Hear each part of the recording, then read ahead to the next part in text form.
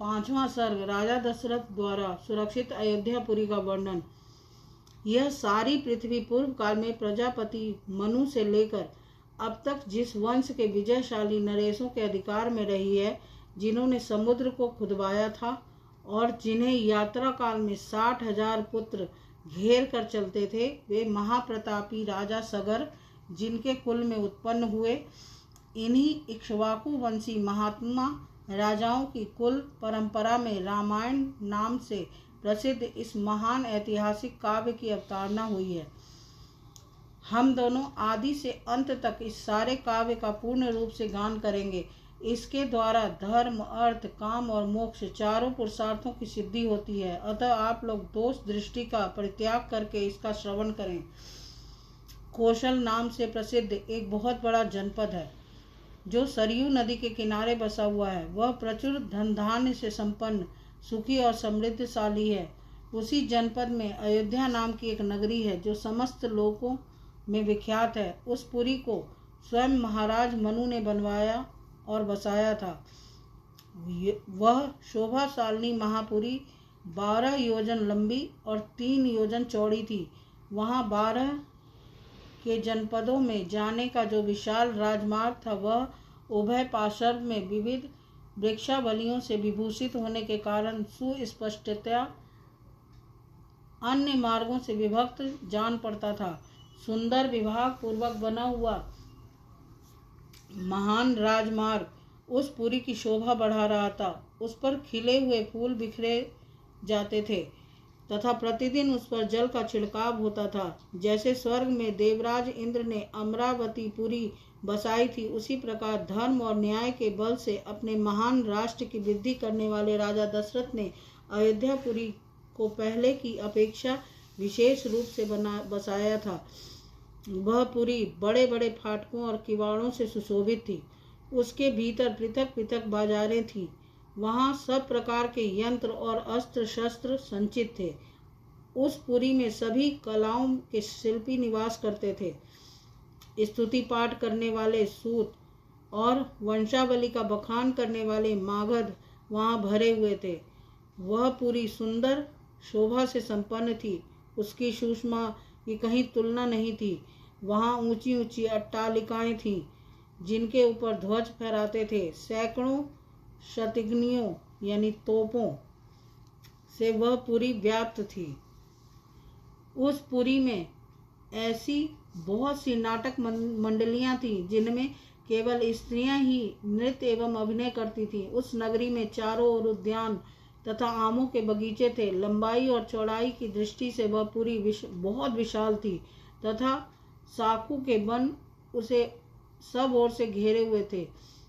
उसके चारों ओर गहरी खाई खुदी थी जिसमें प्रवेश करना या जिसे लांघना अत्यंत कठिन था। वह नगरी दूसरों के लिए सर्वथा दुर्गम एवं दुर्जय थी। घोड़े, हाथी, गाय, बैल, ऊंट तथा गधे आदि उपयोगी पशुओं से वह पूरी भरी पूरी थी।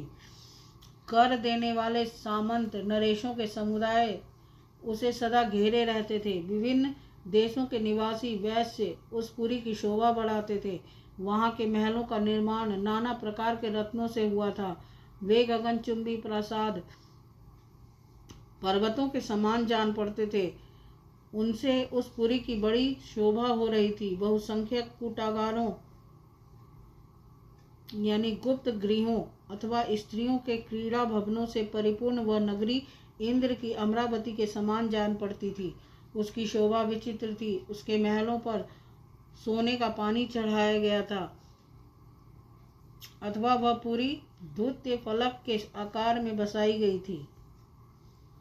श्रेष्ठ एवं सुंदरी नारियों के समूह उस पुरी की शोभा बढ़ाते थे। वह सब प्रकार के रत्नों से भरी पूरी तथा सत महले प्रासादों से सुशोभित थी। पूर्ववासियों के घरों से उसकी आबादी इतनी घनी हो गई थी कि कहीं थोड़ा सा भी अवकाश नहीं दिखाई देता था। उसे समतल भूमि पर बसाया गया था।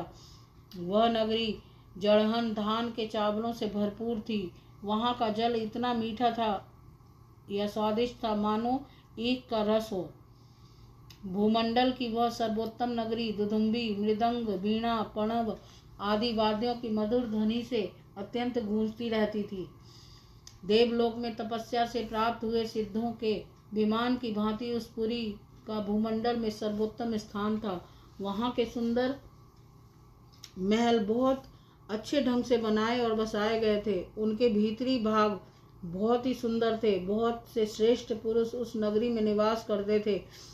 जो अपने समूह से बिछुड़कर असहाय हो गया हो, जिसके आगे पीछे कोई न हो, अर्थात जो पिता और पुत्र दोनों से हीन हो, तथा जो शब्द भेदी बाण द्वारा बेधने योग्य हो, अथवा युद्ध से हार कर भाग रहे हों, ऐसे पुरुषों, जो लोग बाणों का प्रहार नहीं करते, जिनके सधे सधाए हाथ शीघ्रता पूर्वक लक्ष्य भेद करने में समर्थ हैं, अस्त्र शस्त्रों के प्रयोग में कुशलता प्राप्त कर चुके हैं, तथा जो वन में गरजते हुए मतवाले सिंहों, व्याघ्रों और सुअरों के तीखे शस्त्रों से एवं भुजाओं के बल से भी बलपूर्वक मार डालने में समर्थ हैं, ऐसे सहस्त्रों महारथी वीरों से अयोध्यापुरी भरी पूरी थी।